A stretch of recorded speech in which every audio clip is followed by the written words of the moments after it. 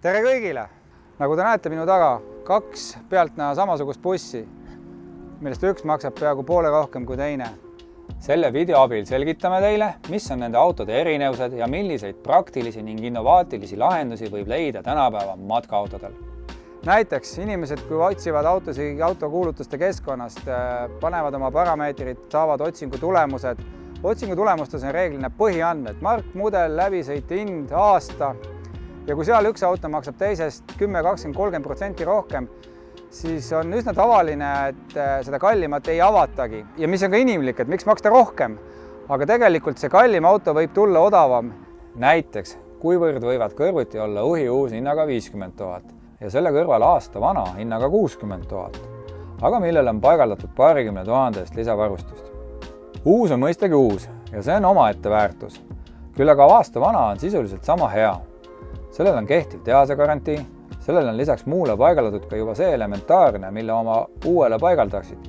Sest vaatamata sellele, et uus, mis on tulnud tehasest ja mis on nii-öelda reisikõlbulik, hakatakse sinna varem või hiljem ning rohkem või vähem vastavalt oma personaalsele vajadusele asju juurde kruvima.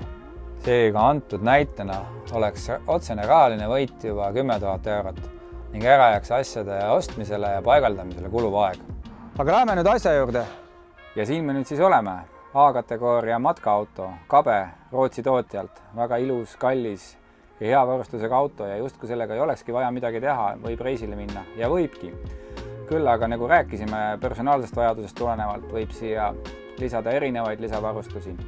Samas on ka sellel autol teatud kitsaskohad. Näiteks kapiruumi on vähe, müratase on hinnaklassi arvestades liiga suur, heli on lausa kohutav ja ka esimene voodi, kus on ette nähtud 2 magamiskohta, kus küll lapsed saavad magatud, aga 2 täiskasvanul on seal lihtsalt olla ka liiga kitsas. Ja et kõiki neid muresid lahendama hakata, tuli viia auto erinevate spetsialistide juurde, milleks esimeseks sai Tisler. Nüüd, kus oli selge, mida ja kuhu saab teha, tegi Tisler oma täpsed joonised, pani arvutisse ja kuna ta omab ka ülitäpset CNC pinki, siis oli ainult nupu vajutamine ja masin hakkas lõikama. Otsustasime loobuda grillahjust, mis töötab gaasi peal. Kuivõrd selle taga olev ja selle peal olev vaba ruum oli kasutamata ja kui me olime selle ära võtnud, siis tekkis ääretult suur kapiruum. Ja kuna sellel autol oli ka tehase poolt olemas mikrouun, siis jäi alles toidu soojendamise võimalus ning kuna see mikrouun oli pandud väga ruumi raiskavalt selle kapi keskele, siis me otsustasime viia ta alumisse äärde ja vabanes suur ruum ja tegime üles veel ühe kapi, kuhu saab panna väga palju asju, nõusid, mida iganes. Ja erinevalt enamusest matkaautodest, millel saab treppida sisse asju panna, siis Kabe on teadmata põhjusel selle ehitanud kinniseks. Antud auto oli algselt 3-astmeline, meie meistrimees tegi ta 2-astmeliseks, mille tulemusena siis vabanes väga suur ruum, ehk siin see ülemine on väga sügav kuni põrandani ja alumine vaiba all olev avaneb samuti, kus on piisavalt ruumi asjade panemiseks. Ja nüüd siis näitame, millise lahenduse me mõtlesime voodile välja, et seal oleks normaalne 2 täiskasvanul inimesel magada. Lasen ta nüüd alla. Selline nüüd on see voodi tehase seades ja tehase laiuses. Madratsi sentimeetrite laiuselt justkui võiks siia 2 inimest mahtuda, aga tegelikult kaamera võib-olla ei näita ära, see tagumine ots läheb ääre alla ja seal ei ole võimalik mugavalt olla. Ja selle tarvis me tegime eraldi konstruktsiooni ja panime ta siinide peal jooksma, ehk see sama voodi on võimalik paarkümmend senti laiendada. See on väga tugev, siin võib raske mees peal olla ja selle augu täiteks sai tehtud tellitud lausa käsitööna spetsiaalne õige tugevuse ja pehmusega madratsi tükk. Ongi olemas lai voodi, kus saab 2 inimest väga mugavalt magada. Ja kui juba Tisleri juures sai oldud, siis sai kõrvaldatud ka Kabe üks üsna mõistmatu probleem, kus elamuosa lõpeb parketiga ja edasi läheb kummalisest materjalist matiga, mis on mõeldud küll jalgade soojendamiseks, vedeliksoojendusega matt, mis on ise tehtud tehases, aga mis näeb visuaalselt väga kole välja, kuhu astuda on kummaline nagu sohuvajuksid ja mida mõni aeg kasutades tulevad ääred lahti ja mille taha on võimalik palju komistada.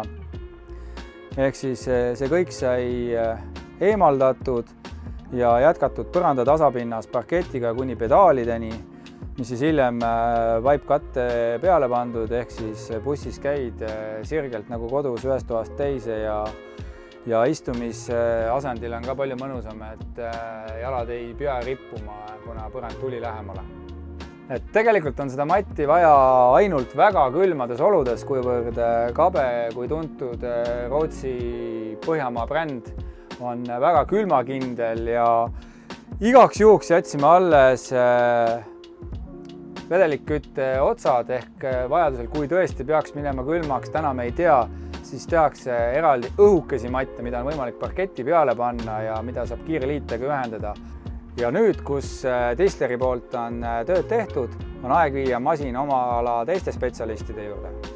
Ah jaa, silmanurgast tuli meelde, et kapp, mis siin on, sai ka ringi tehtud, kuna Kabe võimaldab tehase poolt paigaldada maksimaalselt 22 tolli televiisorit. 22 tolli ei ole kõige rohkem ja oli soov saada suurem ja selle mure me ka lahendasime. Täna on siin 24 tolli televiisor ja kuidas? Hästi lihtne.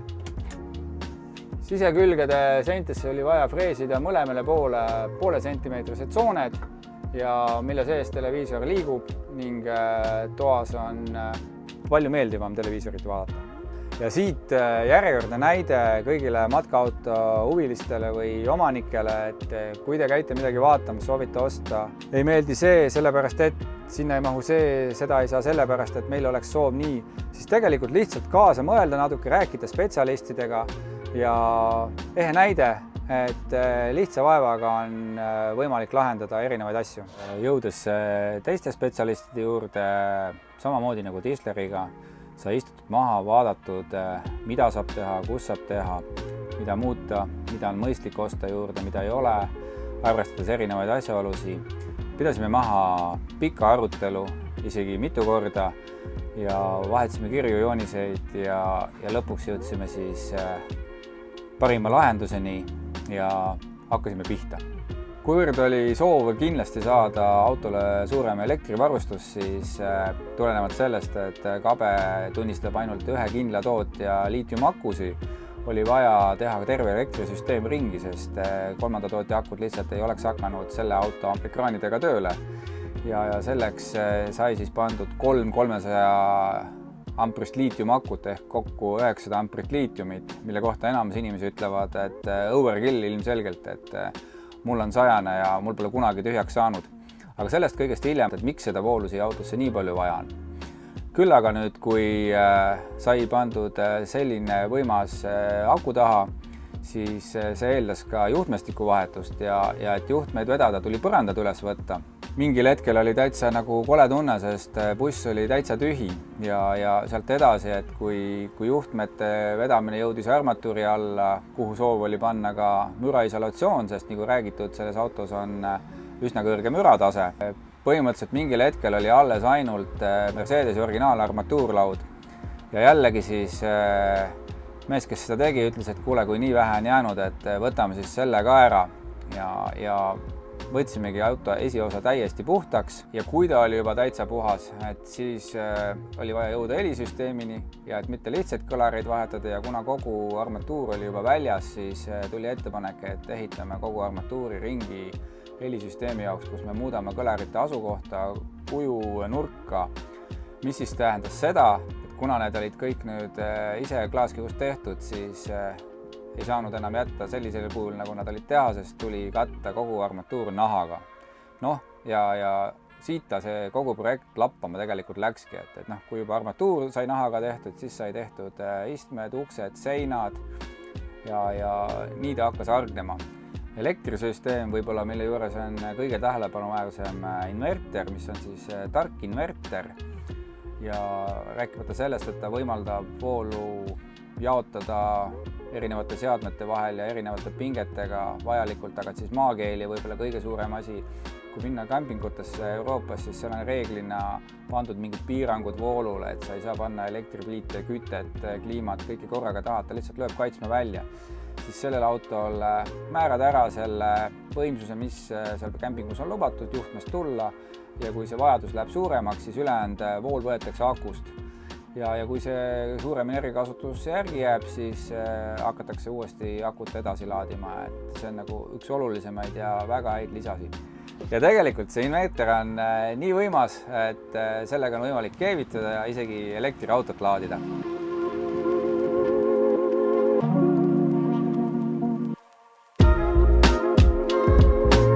Rääkides edasi nüüd sellest kogu elektrilahendusest, et kuigi ta on väga võimas ja tegelikult mõõdukalt tarbides on selle autoga võimalik off-gridis ehk siis ilma mingisuguse elektri lisamiseta olla umbes nädal, isegi siis, kui päikest ei ole, siis sellel autol on tehtud erinevad võimalused, et sisuliselt tal ei ole päikesepaneele vaja, aga siiski sai pandud ja katusel on 600 amprit päikesepaneele ja mitte tavalisi paneele, aga paneelid, mis siis on õhukesed ja liimitavad, mille ühendus ei katke, kui sinna suur vahterleht langeb. Ja mis kõige tähelepanuväärsem, siis erinevalt tavalistest paneelidest, mis on küll niikuinii väiksema võimsusega, aga nad kaaluvad kordades rohkem, et keskmine tavaline paneel koos kinnitustega kaalub umbes 12 kilo, siis nende puhul on üks komplekt 2 kilo ehk et meeletu kaaluvõit, mis on matkaautode ehitamise puhul ülimalt oluline tähele panna.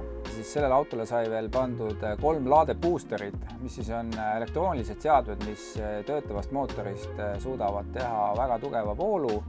Ehk siis näiteks, kui tõesti mingil põhjusel kunagi peaks vool otsa saama, pannes auto käima, siis ei ole vaja teda pikalt käieta, sest lühikese aja jooksul suudab ta toota meeletu koguse voolu ja sisuliselt sellel autol ei saagi vool kunagi otsa.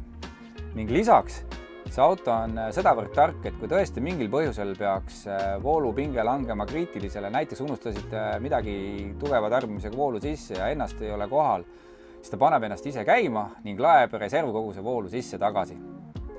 Ja käisime ka oma ala spetsialistide juures mootoriaju optimeerimas, mille tulemusena muutus auto liikumine palju sujuvamaks, kergemaks, väändemoment läks madalamaks, kütuse kulu langes ja kiirenduse ning lõppkiiruse numbrid tõid laia naeratuse näole. Ja olgu siinkohal öeldud, et taustaks olev kaader on filmitud riigis, kus see on lubatud. Ja helisüsteem, mida korra puudutasime ja mida oli plaanis parandada, siis see sai lõpuks ülimalt hea ja kvaliteetne. Kuivõrd auto oli juba lahti võetud, siis sai tehtud müraisolatsioon, mis tagab ka parema heli kvaliteedi. Sai võetud veel paremad kõlarid kui algsel plaanis, lisatud targad võimendid, mida on siis võimalik juhtida äpist ja seda sellepärast, et matkaautol ei ole ruumi, kuhu neid panna, nendele tuli leida koht, kuhu igapäevaselt ligi ei lähe, et ei kasutaks ära vajavat ruumi, ehk siis nendele füüsiliselt ligi saada on keeruline ja sellepärast ongi juhtimine äpist. Ja tulenevalt matkaauto eripärast, mis ei ole sõiduauto, siis saada need hertsid paika, et salongis kõik liiguks ja põrkaks õiges suunas ja tuleks nagu kvaliteetheli, oligi see väga vajalik. Ja lõpptulemus tegelikult sai selline, et selle autoga võiks minna muusikavõistlustele ja kindlasti ei jääks viimaseks. Ja et kõik ei peaks äpist juhtima, siis sai armatuuri veetud eraldi juhtmed, integreeritud sinna spetsiaalne ekraan ja nupp, kus saab kiirlülitusega vahetada asju, minna üle TV peale, muudele seadmetele ja samamoodi pandud kaugjuhtimispult siis, et oleks võimalik ka tagaistme realt ilusti vajutada, et ei pea minema ette originaal volüüminuppu keerama. Ja nüüd oleme jõudnud siis ühe väga olulise lisani, nimelt pesumasin.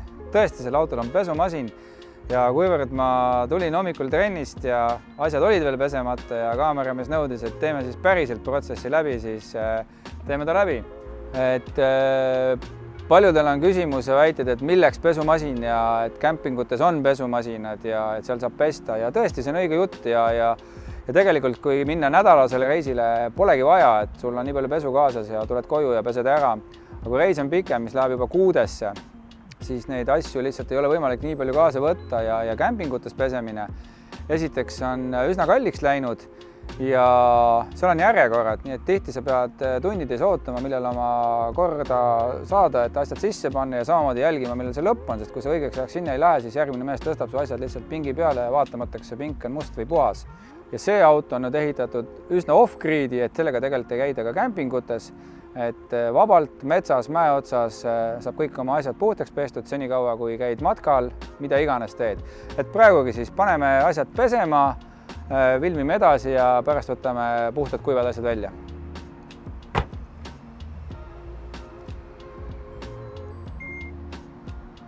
Ja paigaldasime ka mõistagi välitussi, mis tavaliselt paigaldatakse kõrvalistuja poolele, aga meie panime vasakule ja oleme ka varem pannud ja seda just sellepärast, et kui sealpool on telklaager püsti, ei peaks löödistama seal. Aga jah, et miks seda vaja on, et kui tulla rannast ja eriti lapsed, jalad liivased, kes ei ole need korralikult puhtaks teinud, et esimese hooga kõht tühi tormatakse tuppa. Et siis istud siia ääre peale, võtad tussi, siit tuleb nii sooja kui külma vett, jalad puhtaks ilusti, jalanõud jalga ja tuppa. Ja kuigi kabel on siin samas üks kapp, kus saab riideid kuivatada, mis küll töötab vedelikkütte pealt ja radikas on all, aga seda nagu suvel ei ole mõistlik kasutada, et see kütab ka muu salongi soojaks, siis me lisasime sinna kõrval olevasse duširuumi eraldi elektrilise küttekeha, kus siis saab nii pesust tulnud asju kuivatada kui ka ujumast tulnud, paned riided sinna või mida iganes pisipesu tehtud asju, mis on võimas, mis on taimeriga ja kuivatab kiiresti asjad ära. Ja ilmselt paljudel tekkis tähelepanelik küsimus, et kui pesumasin läks gaasikappi, et kus siis gaas on? Kohe selgitan. Sellel autol veel panime gaasi põhja alla ja kasutasime sõiduautosüsteemi. Küll aga siit teadmiseks, et gaas on varsti matkaautodel ajalugu. Ka kõnealusel autol töötab gaasi pealt ainult küttesüsteem ALDE, mis sellel autol on ja ALDE tuleb selle aasta lõpus välja diisli peal töötava kütteahjuga. Ehk siis, kuna sellel autol juba on pliit elektri pealt, külmkapp elektri pealt ja saab panna diisli pealt töötava ahju, siis puudub igasugune vajadus gaasile, mille arvelt siis tekib vaba kapiruumi ning ka auto kaalu saab kergemaks, mis nagu räägitud matkaautodel väga oluline. Paigaldasime ka hüdraulilised tugijalad. Ilmselt paljud on nendest kuulnud, näinud, mõned ka kasutanud. Need on väga head asjad. Jah, ilma nendeta saab matkaautot kasutada, kui on võimalus, siis kindlasti soovitan panna. Esiteks igakordselt kuhugi jõudes saab stabiilse asendi, auto on loodis, hommikul muna ei vaju palli nurka või näiteks kui soovida magada mere ääres või tuulises kohas, siis matkaautodel teatavasti on küljepind, suur purjepind, mis siis kõigutab autot kõvasti, siis antud juhul auto on kindlalt vundamendi peal ja ei kõigu. Ei sega ka kellegi toast liikumine teises toas, et öösel läheb välja või vetsu, mis võib nõrga unega inimese äratada. Ja omakorda, esimest korda paigaldasime jalad, mis kaaluvad auto kogu kaalu reaalajas. Ehk siis, kui on teada minek riiki, kus on trahvid eriti suured, saab arvestada, et vesi välja lasta ja mitte kütusepaaki liiga täis võtta. Ning meilegi üllatuseks, kuivõrd me kasutasime esmakordselt teise tootja jalgasi, siis nende hüdrosilindrid on nii pikad ja nad käivad nii pikalt välja, et seal tekivad omaette väärtused, et autot on võimalik tõsta maast väga kõrgele. Näiteks isegi kämpingus, kus on trepikujus astmed ja võib-olla päikeseloojangust jääb nii palju puudu, siis sa lihtsalt saad auto tõsta nii palju kõrgemale ja vaadata aknast romantilist päikeseloojangut. Ning rääkides üleüldiselt hüdrauliliste jalgade plussist, siis näiteks kevadel-sügisel, kui minna rehvi vahetusse, eriti selliste suurte C-kategooria autodega, siis meister vaatab aknast välja, raputab pead suurte silmadega, ütleb, et meil ei ole sellist tõstukit, et kuhu vahele see mahub või mis jaksab ka sellist autot tõsta. Ja kui nüüd öelda sellele meistril, et ei, et mul on tõstuk kaasas, siis esmalt vaadatakse see pisut kummalise näoga, aga tegelikult jah, et ajad auto töökotta ja tõstad üles ja rattaid on ülilihtne vahetada. Ja kui tunned, et sinu jaoks on mutrivõti sõber ja käed töötavad, siis tegelikult ei pea minema rehvi vahetusse, saad teha selle kodus maja ees ilusti ära, auto tõuseb üles, vahetad ratta ära, lased auto alla ja ongi raha kokku hoitud.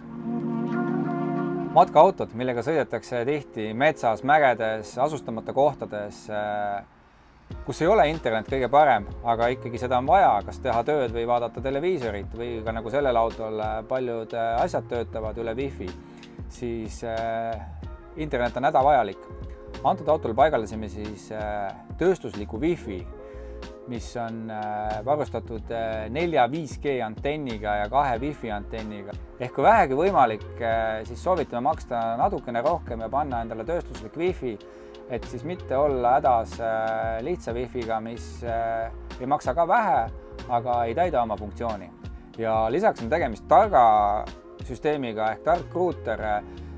Seal on võimalik panna 2 SIM-kaarti ja mis on oluline, kui liikuda üle Euroopa Liidu piiride, siis ei pea minema võtma oma kaarti välja, et tuleks meeletu telefoniarvele, lihtsalt äpist vajutad ja vahetad kaardi ära. Samamoodi on võimalik sealt äpi kaudu saata sõnumeid nende kaartidega, näiteks kui on vaja internetimahtu juurde tellida. Väga hea asi. Ja nüüd üks asi, mis tegelikult minu hinnangul peaks matkasõidukitel kohustuslik olema tehasest paigaldada, aga mida ei ole, aga mida me kõigile oma klientidele oleme tungivalt soovitanud panna ja enamus võtavad kuulda, on propaani ja mürgigaasi andurid. Üks on see, et lihtsalt gaasisüsteemis võib leke tekkida ja see ei lõppe hästi. Küll aga teine ja üsna levinud ja tõusev trend on see, et lastakse õhuavast või akna vahelt unegaasi sisse. Hommikul ärgates midagi ei tea, pole kuulnud, näinud, tuba on tühi ja asjad on kadunud. Ja hiljuti oli selline olukord, kus ühte autosse lasti nii tugev annus mürgigaasi, et inimene oli kriitilises seisundis reanimatsioonis mitu päeva. Et see ei ole naljaasi ja see on nii suureks abiks, see ei maksa palju, et kindlasti pange palun endale need seadmed sisse. Omakorda nende seadmete paigaldamisel kasutage spetsialiste ja spetsialiste, kes oskavad neid paigaldada, et me tihti oleme näinud, kuidas need on paigaldatud istmete või voodite alla või kuhugi kapinurkadesse. Et seal on nendest vähem kasu, sest siin tuleb mängu füüsika, kust õhk liigub, et kohtades, kus on kuskil all nurgas õhk ei liigu, aga gaasi lastakse, siis see gaas lihtsalt läheb sealt andurist mööda. Et jälle selline natuke teadus, aga pöörduda spetsialistide poole, need saavad õigesse kohta. Rääkides televiisoritest ja kaasaegsusest, siis paraku on jätkuvalt paigaldajaid, kes panevad vanakooli televiisori ehk siis nii-öelda tavalisi televiisorid, veavad sinna TV-kaableid, internetijuhtmeid, paigaldavad ruutereid, digibokse. Tegelikult see kõik on ajalugu.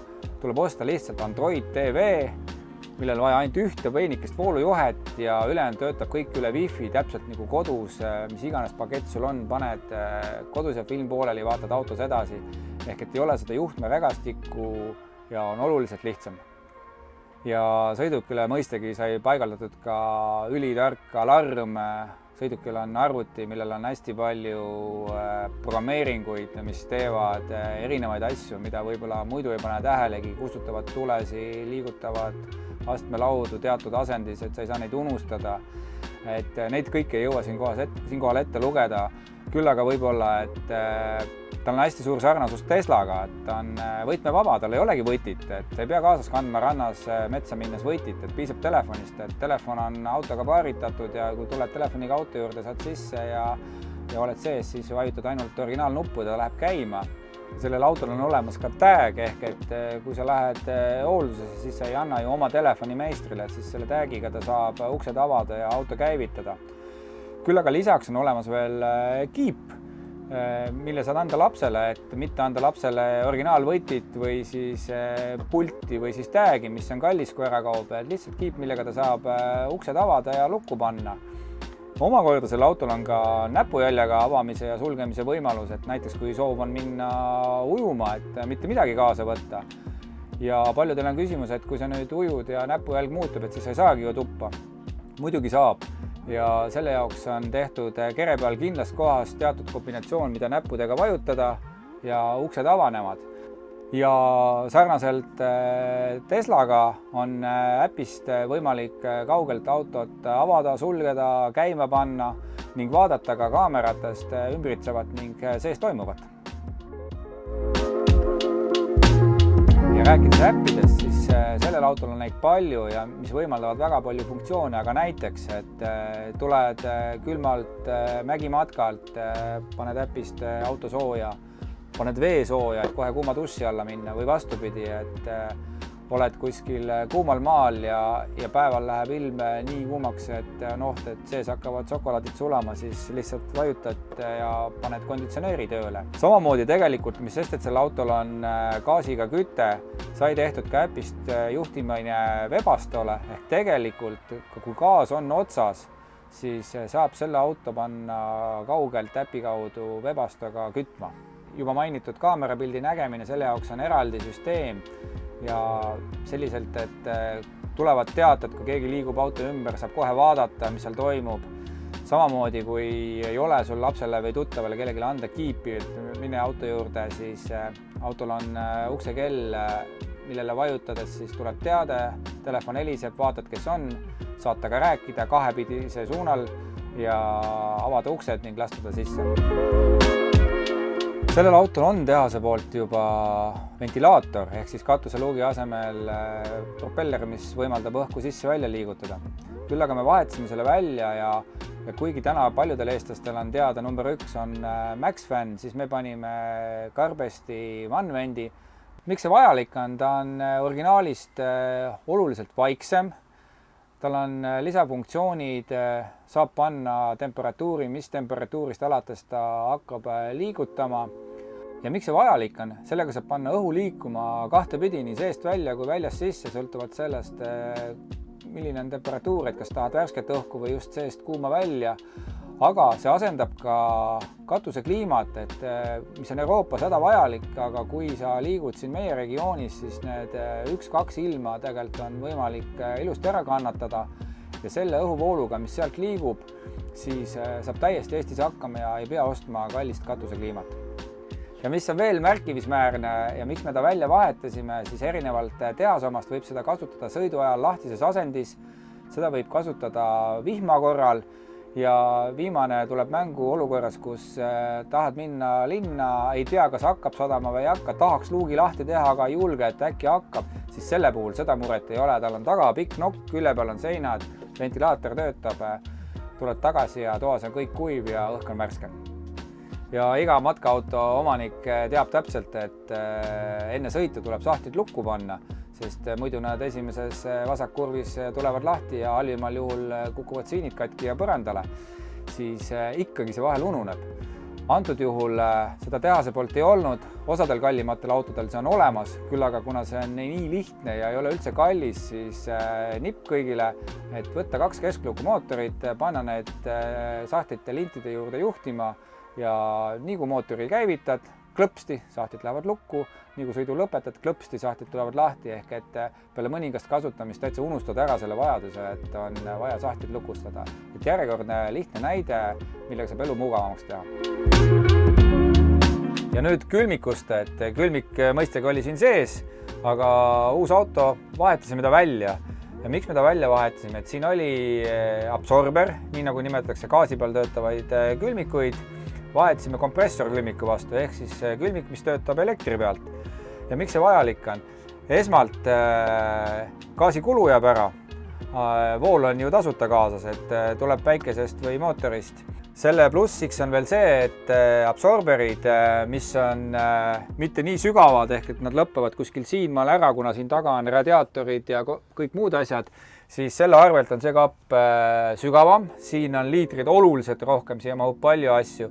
Ja rääkides sügavkülmast, siis see on nagu päris sügavkülm kodus, et ta külmutabki asjad ära, et need inimesed, kes on käinud Lõuna-Euroopas, kus on 40 kraadi, siis need absorberid lihtsalt ei jahuta ära ja toit tuleb tihti ära visata. Ja omakorda selline väike turbariski maandamine, et võib-olla paljud on näinud, et müügiportaalides on üsna palju põlenud sõidukeid, mis on saanud tulekahju just külmkapist ja tegelikult gaasilahendusega seal all põleb kogu aeg leek ja piisab väiksest puhmakast, et see sütiks, mis selle külmiku puhul on väga vähe tõenäoline. Ja lihtsalt teadmiseks, et külmkapid on standardid, mööblit ringi ei pidanud tegema, vana välja, uus sisse ja olemas. Ja tulles nüüd pliidi juurde, mis oli samuti eelnevalt gaasi peal töötav, me vahetasime selle elektrilise induktsioonpliidi vastu. Miks? Esmalt visuaalselt kindlasti ilusam. Sama see risk, et kui sul on ikkagi lahtine leek kuivas majas, piisab vaid mingist lapist või paberitükist, mida köögis tihti on ja ongi kuri karjas. Omakorda gaasipliit ju tekitab kuumust ja kui sul suvel on niigi kuum autos, siis seda lisakuuma ei ole siia vaja. Siin ei tule kuumust. Gaasi kütmisel tekib selline rasvane gaas, mis siis ladestub asjade külge ja kui seda palju kasutada, siis ta on igalt poolt ja teeb asjad selliseks kollaseks, et siin ei ole seda, siin on kubu all, kõik mis tuleb nagu kodus läheb ära, eks. Ja rääkides siis nüüd induktsioonpliidist endast, panime 2 väga võimast plaati, 2000 vatti, siit jõuame selleni, miks sellel autol oli vaja 900 amprit liitiumit. Induktsioonpliidi teadaolev võimekus ju, et kui gaasipliidiga siin vahel vaja 10 minutit, et vesi keema läheks, siis siin on alla minuti vesi keeb. Mõlemid plaati võib korraga kasutada, inverter peab vastu ja lastele turvalukud ja jahtub kiiresti maha ka. Mis on selle induktsioonpliidi pluss, et on suur tasapind, kokal on hästi mugav asju hoida, lõigata, teha. Siin on, kui tahta kas või ühte seda kasutada, suurt paned panni siia, siis need ruumid on kõik kasutamatud. Ehk et siia ei saa asju panna ja see pind on lõivatud, et tuleb hakata siin kohas lõikama. Ja kui juba, nii kui me seda autot tegime, enamus asjad on, paljud ütlevad üle võlli ja pole vaja, aga meile siiski meeldis, et kui muidu on induktsioonplaadid pannakse, süvistatakse ja ääred jäävad üle tasapinna, siis siin on kõik täiesti tasa ja ei teki ohtu, et kui panna mingi klaas või midagi kogemata ääre peale, et see kukub ümber. Samuti on pühkida lihtne ja omakorda sai sellega tehtud selliselt, et siit alt käega lükates on üks plaat võimalik välja võtta, viia välja, kui on sul väliköök. Väljas on autol statsionaarne stepsel olemas, sealt tuleb vool ja saab samamoodi väljas seda kasutada. Ja gaasisüsteemi ümbertegemise plussiks on ka see, et nüüd ta töötab LPG pealt, ehk siis seda saab tankida igal pool ja kui tal on tehase poolt siit gaasi välja võtta, et grillida või panna telki soojendus või oleneb kellel millised vajadused on, siis siia samma sai toodud ka täitmisava, kus keerad vastava riigi standardi otsiku ja lähed bensiinijaama ja lihtsalt tangid, et nii kui sõiduautot, sest tal ongi sõiduauto gaasisüsteem ja keegi ei vaata imelikult, sest paljudes kohtades on hakatud juba keelama gaasiballoone tankida gaasikapis. Ja kui juba, et trumm oli läinud mingupulgad ka, et siis hakkasime ka väljast asja paremaks tegema. Iluvõre tulede ümbrus, mis oli enne matt, on nüüd kõrgläikes Mercedese kroom. Samuti sai terve kere üle tehtud keraamikaga, ehk siis ülisile, ei võta mustust külge. Teed väikse pesu, matkabussi ei ole nii lihtne pesta kui sõiduautot, siin piisab survekaga laskmisest, mustus kukub maha. Ja kui me siin ees juba oleme, siis jälle üks asi, mida ennem jõudnud loetleda, lisatuli, mis ei ole lihtsalt lisatuli. Lisatuli, mis on võimsusega 36 000 luuminit, mis pimendas sisuliselt tekitab päevaoleku ja mida me samuti ei soovinud see iluvõre peale panna, et sinna iluvõre alla pannada, siis selleks oli vaja jälle mitu päeva töötunde, et tõsta radarid, radarihoidjad ja muud kinnitused ringi, ehk et iga detail, mis siin võib-olla silma ei paista sellel autol, selle taga on meeletult töötundi, aga et ta näeks välja kompaktne, visuaalne ja ilus. Eelmise jätkuks, et auto näeks ikka välja veel ägedam kui teised autod, siis paigaldasime sellele 17 tolli valuväljed. Tegelikult esmane plaan oli panna 18 tolli valuväljed, aga siinkohal kõigile tähepanek, et tuleb jälgida koormusindeksit ja 18 tolli sellele autole sobiva koormusindeksiga rehv pakkus ainult üks tootja ja selle laius oli 255, mis on ilmselgelt palju sellele autole. Nii et jäime 17 peale, mis omakorda tegelikult sellele autole on plaanis panna ka veel õhkvedrustus ja õhkvedrustuse puhul sai välja mõõdetud, et kui seal oleks 18 tolli väljed, siis need ei mahuks ära sinna. Küll aga kogu selle asja käigus sai pandud ka flansid 50 mm ja kellele see midagi ütleb, siis see on väga palju. Ja siit nüüd natuke pikemalt sellest, et miks neid flantse vaja on. Esimene asi, et on visuaalselt ilusam, et kes vähegi teab, siis matkaautod on, esimesed rattad on justkui keskel koos ja midagi oleks nagu puudu. selle seletus on see, et esisild on tootja oma, antud juhul Mercedes oma, tagasild on Alco, selline firma, kes toodab matkasõidukite alusraame ja nende sild on lai. Kui selle autoga sõita liivas või lumel, on esitild kitsam kui tagumine, ehk siis esimene lükkab veel valli, millega tagumine peab hakkama saama, ehk kinnijäämise tõenäosus on väga suur. Nüüd, kui see rööbe on laiaks aetud, nad liiguvad peaaegu ühes rööpas ja kinnijäämisvõimalus on kindlasti vähenenud. Omakorda laiaks ajamisega muutus kaks asja ja koos velgedega.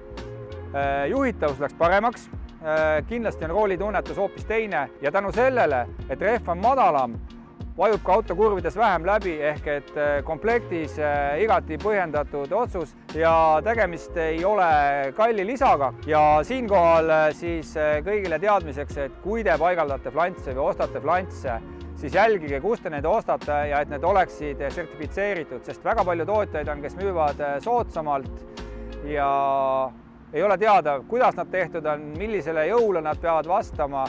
Ja siinpool, et kui see peaks juhtuma kõige halvim kuskil serpentiini kõige ülemises kurvis, siis on väga paha lugu. Samuti isegi kui läheb õnnelikult, aga läheb ainult auto katki, siis on kiinnustusel alus keeldumiseks, sellepärast et siin olid mitte C-märgistusega varuosad.